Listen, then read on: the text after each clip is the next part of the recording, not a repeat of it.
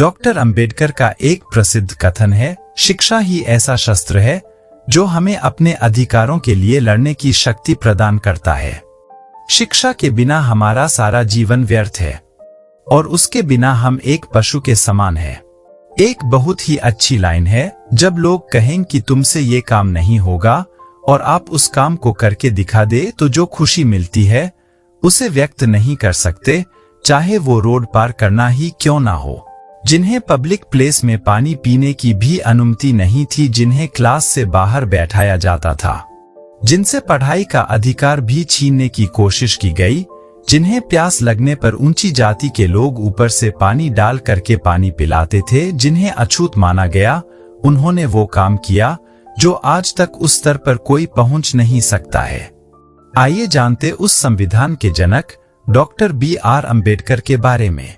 Doctor Bhimrao Ramji Ambedkar साहब, जो कि आगे चलकर के डॉक्टर बाबा साहेब अम्बेडकर नाम से प्रसिद्ध हुए। बचपन में इनके एक टीचर थे महादेव अम्बेडकर साहब, जो कि अम्बावड़े गांव के रहने वाले थे और बाबा साहेब से उनका हाथ लगा था। उनके कहने पर बाबा साहेब ने अपना सरनेम सतपाल हटाकर अम्बेडकर लगा लिया। डॉक्टर अम्बेडकर पढ़ने में इतने अच्छे थे, इतनी ज्यादा उनकी रुचि थी कि 64 विषयों के मास्टर बने, 9 भाषाओं के जानकार थे। लंदन स्कूल ऑफ इकोनॉमिक्स से जो कोर्स 8 साल में कंप्लीट होता है, उसे 2 साल 3 महीने में उन्होंने पूरा कर लिया था, क्योंकि रोजाना 21-21 घंटे तक पढ़ाई करते थे। कोलंबिया यूनिवर्सिटी ने 2004 में टॉप 100 स्कॉलर्स की लिस्ट निकाली थी, जिसमें नंबर 1 पर जिनका नाम था वो है डॉक्टर बाबा साहेब अम्बेडकर साहब। आइए अब हम बाबा साहेब से सीख लेने वाली बातों को जानते हैं। 1. शिक्षा की इच्छा। यह जो इच्छा है ना शिक्षा पाने की, यह होनी चाहिए। यह बात सबसे पहले आप सीखिएगा डॉक्टर B.R. अम्बेडकर साहब से। बाबा साहेब जब कोलंबिया यूनिवर्सिटी में पढ़ने के लिए गए तो वहां की जो लाइब्रेरी थी, उसमें जब चपरासी आता था, दरवाजा खोलता था, उससे भी पहले डॉक्टर बाबा साहेब अम्बेडकर पहुंच जाते थे और सबसे आखिरी में वहां से निकलते थे। और कई बार तो चपरासी से निवेदन करते थे कि थोड़ा और टाइम दे दीजिए, थोड़ा लाइब्रेरी और खोल दीजिए, थोड़ा और पढ़ लूंगा। 18 घंटे रोजाना पढ़ाई करते थे, इस कदर उन्हें पढ़ने की इच्छा थी, सीखने की इच्छा उनके अंदर थी। एक बार तो चपरासी ने कह दिया कि क्या तुम यहाँ आकर दिन भर पढ़ते रहते हो, दोस्तों के साथ मजे नहीं कर सकते? तो बाबा साहेब ने कहा, अगर मैं भी वहां मजे करने लग गया तो फिर उनका ख्याल कौन रखेगा? Doctor B.R. अम्बेडकर साहब का यह मानना था कि सक्सेस तक पहुंचने का सिर्फ और सिर्फ एक ही रास्ता है, जिसे एजुकेशन कहते हैं। बाबा साहिब की जो प्राइवेट लाइब्रेरी थी, राजगृह जिसका नाम था, उसमें 50,000 से ज्यादा किताबें थी और उस वक्त वह दुनिया की सबसे बड़ी प्राइवेट लाइब्रेरी थी। तो सबसे पहली लर्निंग जो बाबा साहेब अम्बेडकर से मिलती है वह यह है कि पढ़ते रहिए, सीखते रहिए, क्योंकि सीखेंगे तभी आप जीतेंगे। दूसरी सीख, जीवन में हमेशा आत्मविश्वास होना। Doctor B.R. अम्बेडकर साहब की जो कमाल की बातें हैं वो उनका कॉन्फिडेंस था। उस वक्त के जो सबसे महान नेता, यानी कि हमारे देश के सबसे महान नेता राष्ट्रपिता महात्मा गांधी जी, बापू की बातों से भी डिसएग्री कर जाते थे डॉक्टर बाबा साहेब अम्बेडकर। और न सिर्फ डिसएग्री करते थे बल्कि बापू तक अपनी बात पहुंचाते थे कि आपकी ये जो बात है मुझे जमी नहीं, इस बात से मैं असहमत हूँ। इतनी असहमति थी, उसके बाद में भी बापू यह दुनिया से कहते थे कि आप एक तरफ 1000 विद्वानों को रख 2000 स्कॉलर्स फ्रॉम दो और एक तरफ बाबा साहेब अम्बेडकर को खड़ा कर दो, तो इनका ज्ञान इन बाकियों से ज्यादा ही होगा।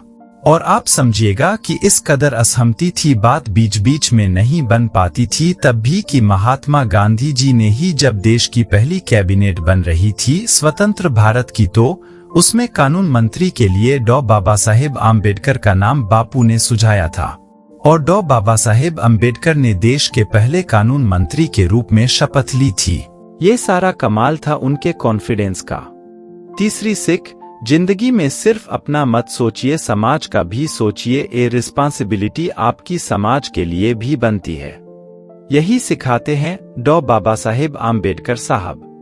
जिनकी कमाल की बात यह रही कि जब उन्हें जिम्मेदारी सौंपी गई कि आपको इंडियन कॉन्स्टिट्यूशन लिखना है, तो उन्होंने दुनिया के 60 देशों के कॉन्स्टिट्यूशन की पढ़ाई की, अध्ययन किया। उसके बाद में भारत का संविधान जो है उसका निर्माण किया और उसमें ध्यान रखा गया कि सबको बराबरी का हक मिले है, क्योंकि डॉक्टर बाबा साहेब अम्बेडकर साहब वो थे जिनसे बचपन में पढ़ाई का हक छीना गया, जिन्हें ऊंची जाति का आदमी आकर के ऊपर से पिलाता था, वह पानी डालता था, तो उन्होंने वह सारी समस्याएं, सारी कठिनाइयों को पास से करीब से देखा था, महसूस किया था, जिया था। इसलिए वह चाहते थे कि हिंदुस्तान के हर उस आदमी को हर वह अधिकार मिले जो बाकियों के लिए है। इसी बात को ध्यान में रखकर के समाज के निचले से निचले स्तर पर भी जो आदमी खड़ा है, जो सबसे आखिरी में लाइन में खड़ा है, उस तक भी सारी सुविधाएं पहुंचे, इस बात को ध्यान में रखकर भारत के संविधान का निर्माण किया गया। चौथी सिख, जिंदगी लंबी नहीं होनी चाहिए, महान होनी चाहिए, यह कहा था डॉ बाबा साहेब आम्बेडकर साहब ने। और यह बात अगर आप ध्यान से समझेंगे तो बहुत सारे लोग इस बात पर ध्यान देते हैं कि अभी तो इतने साल बाकी है जिंदगी के, अभी तो इतना सब टाइम बाकी मेरे पास, यह बहुत टाइम नहीं है, जिंदगी कितनी लंबी है, इस पर ध्यान देना बंद कर दीजिए। आप जिंदगी जी कैसे रहे हैं, इस पर ध्यान देना शुरू कीजिए। जिंदगी का उद्देश्य होना चाहिए। और डॉक्टर बाबा साहेब आम्बेडकर जी का उद्देश्य था कि समाज के हर आदमी को बराबरी का हक मिले। जो हक उनसे छीना गया, उन्हें पढ़ने का हक छीना गया, क्लास के बाहर बैठाया गया, पानी पीने तक का अधिकार उन्हें नहीं था। हमने कोशिश की कि वह पढ़ाई करें, इस पढ़ाई के दम पर इस सिस्टम को बदले, और सबसे बड़ी बात उन्होंने बदला भी। उन्हें नहीं मालूम था कि वह आगे चलकर के इंडियन कॉन्स्टिट्यूशन लिखेंगे या देश के पहले कानून मंत्री बनेंगे, लेकिन जो काम वह अच्छे से कर सकते थे उन्होंने किया, ज्ञान प्राप्त किया, और उस ज्ञान से, इस एजुकेशन से सिस्टम को बदलने की कोशिश की, और वह काम करके दिखाया। इसलिए लाइफ कितनी लंबी, इस पर ध्यान देना बंद कीजिए। लाइफ कैसे जी रहे हैं, आपका उद्देश्य क्या है, उस पर ध्यान देना शुरू कीजिए। पांचवी सिख, आखिरी सिख जो हमें डॉक्टर BR अम्बेडकर साहब से लेनी चाहिए, वो है विजनरी होना। जिंदगी में विजन होना चाहिए। डॉ बाबा साहेब अम्बेडकर साहब ने आज से 100 साल पहले विमेन एम्पावरमेंट की बात की थी। उन्होंने मेटर्निटी लीव की बात की थी, मेटर्निटी बेनिफिट की बात की थी, तब है जबकि महिलाओं के अधिकारों के बारे में बात भी नहीं हो रही थी। उन्होंने कहा था कि मजदूरों को 8 घंटे ही फैक्ट्री में काम करना चाहिए, वरना पहले 10-10, 12-12, 14-14 घंटे मजदूर काम कर रहे थे। सबके अधिकारों के बारे में सोचने वाले थे डॉक्टर बाबा साहेब आम्बेडकर जी, और उन्होंने मध्य प्रदेश और बिहार के बारे में भी कहा था कि इनके डिवीजन होने चाहिए। तब उनकी सुनी गई, बाद में 2000 में छत्तीसगढ़ और झारखंड बने, तब सुन ली गई होती तो शायद तभी डिवीजन हो जाता। जिंदगी में सिर्फ आज का मत सोचिए, कल में मत रहिए, आने वाले कल की भी तैयारी कीजिए, यही सिखाते हैं डॉक्टर बाबा साहेब आम्बेडकर जी। डॉ बाबा साहेब अम्बेडकर साहब ने कहा कि जिस तरीके से पानी की बूंद समुद्र में गिरती है तो समंदर बन जाती है, वैसे इंसान के साथ होना चाहिए कि इंसान समाज में मिला तो समाज बन गया। इंसान को अपने डेवलपमेंट के लिए भी काम करते रहना चाहिए। जाते जाते कमाल का फैक्ट, आपने डॉ बाबा साहेब अम्बेडकर जी की जितनी पिक्चर्स देखिए, गुनगुने ब्लू कलर का कोट पहना वाले, नीले रंग, यह नीला रंग बाबा साहेब को बहुत पसंद था, क्योंकि नीला रंग आसमान का होता है और आसमान दुनिया में सभी के लिए समान होता है, इसीलिए उन्हें नीला रंग बहुत पसंद था। डॉक्टर बाबा साहेब आम्बेडकर जी दुनिया के इकलौते सत्याग्रही हुए जिन्होंने कि पीने के पानी के लिए सत्याग्रह किया था।